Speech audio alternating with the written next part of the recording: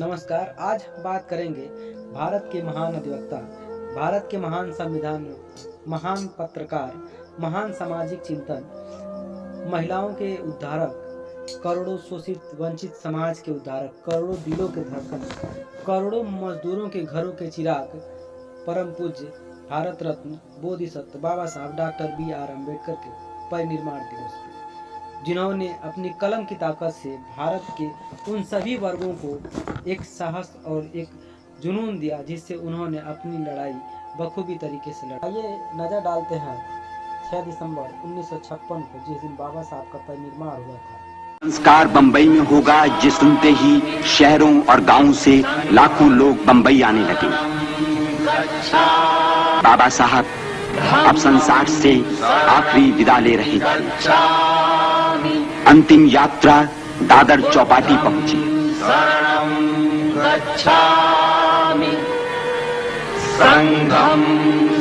उन्हें शाही सलामी दी गई। चंदन की चिता में उस महामानव का शरीर लपटों में विलीन हो गया। वे चले गए। सदियों से चली आई इस जर्जरित रूढ़ि को जड़ से मिटा देने वाले इस परम प्रतापी युग पुरुष के जीवन का उज्जवल इतिहास केवल भारत को ही नहीं बल्कि सारे संसार को ये संदेश देता रहेगा। राजधानी दिल्ली, रात के 12 बजे थे। रात का सन्नाटा और अचानक दिल्ली, मुंबई, नागपुर में चारों ओर फोन की घंटियां बज उठी। राजभवन मौन था, संसद मौन थी, राष्ट्रपति भवन मौन था। हर कोई कश्मकश में था। शायद कोई बड़ा हादसा हुआ था। यह किसी बड़े हादसे या आपदा से कम नहीं था।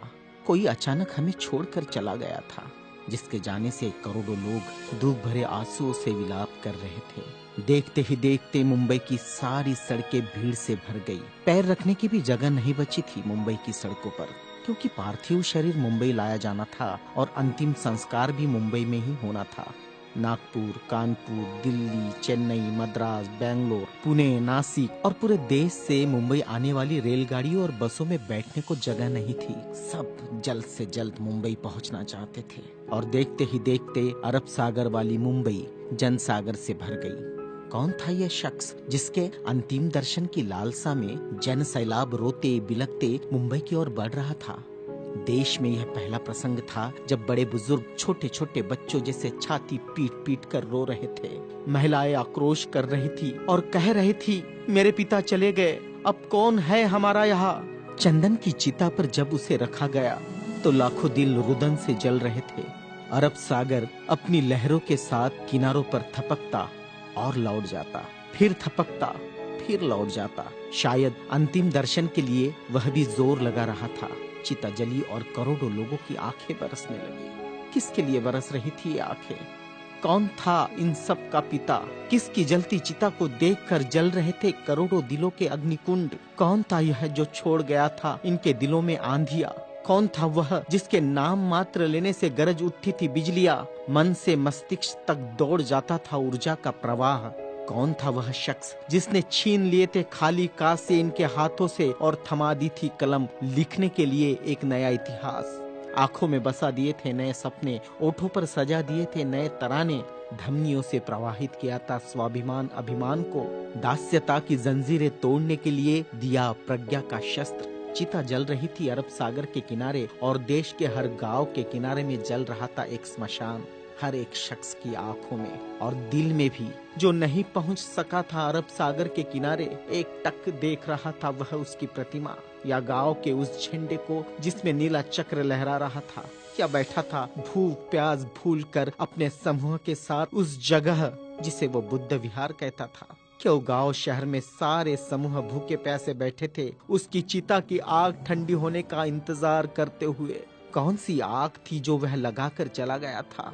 क्या विद्रोह की आग थी या थी वह संघर्ष की आग? भूखे नंगे बदनों को कपड़ों से ढकने की थी आग? असमानता की धज्जियां उड़ाकर समानता प्रस्थापित करने की आग? चवदार तालाब पर जलाई हुई आग अब बुझने का नाम नहीं ले रही थी। धू धू जलती मनुस्मृति धुएं के साथ खत्म हुई थी। क्या यह वह आग थी जो जलाकर चला गया था वह?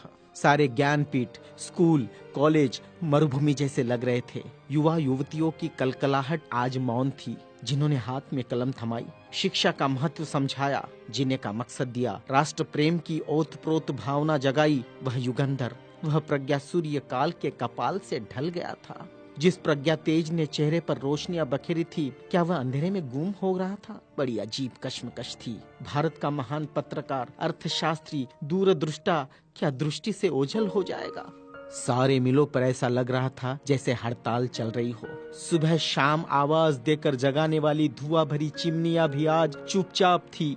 खेतों में हल नहीं चला पाया किसान। क्यों? सारे ऑफिस, सारे कोर्ट, सारी कचहरियां सूनी हो गई, जैसे सूना हो जाता है बेटी के विदा होने के बाद बाप का आंगन। सारे खेतीहर मजदूर, किसान असमंजस में थे। ये क्या हुआ? उनके सिर का छत्र छीन गया। वह जो चंदन की चिता पर जल रहा है, उसने ही तो जलाई थी जबरान जोत। मजदूर आंदोलन का वही तो था आधुनिक भारत में मसीहा। सारी मिलों पर होती थी जो हड़ताल आंदोलन अपने अधिकारों के लिए, उसकी प्रेरणा भी तो वही था जिसने मजदूरों को अपना स्वतंत्र पक्ष दिया और संविधान में लिख दी वह सभी बातें जिन्होंने किसानों, खेतीहारों, मजदूरों के जीवन में खुशियां बखेरी थी। इधर नागपुर की दीक्षा भूमि पर मातम पसरा था। लोगों की चीखें सुनाई दे रही थी, बाबा चले गए, हमारे बाबा चले गए। आधुनिक भारत का वह सपुत्र जिसने भारत में लोकतंत्र का बीजारोपण किया था, जिसने भारत के संविधान को रचकर भारत को लोकतांत्रिक गणराज्य बनाया था, हर नागरिक को समानता, स्वतंत्रता और न्याय का अधिकार दिया था, वोट देने का अधिकार देकर देश का मालिक बनाया था। क्या सचमुच वह शख्स नहीं रहा? कोई भी विश्वास करने को तैयार नहीं था। लोग कह रहे थे, अभी तो यहाँ बाबा की सफेद गाड़ी रुकी थी, बाबा गाड़ी से उतरे थे सफेद पोशाक में, देखो अभी तो बाबा ने पंचशील दिए थे। 22 प्रतिज्ञाओं की गूंज अभी आसमान में ही तो गूंज रही थी। वो गूंज शांत होने से पहले बाबा शांत नहीं हो सकते। भारत के इतिहास ने नई करवट ली थी। जनसैलाब मुंबई की सड़कों पर बह रहा था। भारतीय संस्कृति में तुच्छ कहलाने वाली नारी, जिसे हिंदू कोड बिल का सहारा बाबा ने देना चाहा और फिर संविधान में उसके हक आरक्षित किए, ऐसी माँ बहनें लाखों की तादाद में स्मशान भूमि पर थी। यह भारतीय सड़ी गली धर्म परंपराओं के मुंह पर एक जोरदार तमाचा था, क्योंकि जिन महिलाओं को स्मशान जाने का अधिकार भी नहीं दिया, ऐसी 3 लाख महिलाएं बाबा के अंतिम दर्शन को पहुंची थी, जो अपने आप में एक विश्व विक्रम था। भारत का यह युगंधर, संविधान निर्माता, प्रज्ञा तेज, प्रज्ञा सूर्य, महासूर्य, कल्प पुरुष नव भारत को नवचेतना देकर चला गया।